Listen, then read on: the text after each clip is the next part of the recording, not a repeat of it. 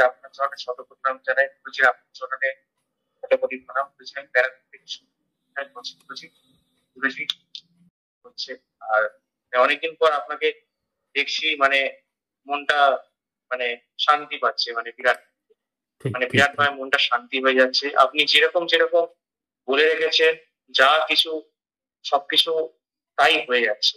প্রথম থেকে এখনো অব্দি যা যা ঘটনা চলছে আর সব তাই হয়ে যাচ্ছে। একদম আর একদম আপনি শুভজিৎ। ছিলেন, সবকিছুই তাই হচ্ছে, ঠিক আর 100% মিলে হয়ে যাচ্ছে। ঠিক। তো আমরা সরাসরি আজকে ফাইনালি চলে আসি। শুভজিৎ, আজকে অনলাইন কনসালটেন্সি হলো এবং সরাসরি বলে দেওয়া হলো যে কি কি ব্যাপার হয়ে আছে এবং কি কি চলছে, এবং মায়ের শরীর স্বাস্থ্য নিয়ে ব্যাপারটাও বলা হলো। এভরিথিং ঘটনা তুলে ধরা হলো। শুভজিৎ, সব ঘটনাগুলো সব কেমন লেগেছে এবং কেমন ফিলিংস হলো? মানে মানে যা যা আপনি বলেছেন সেগুলো তো হয়েই গেল, আর প্লাস প্রথম থেকে তাই হয়ে আসছে।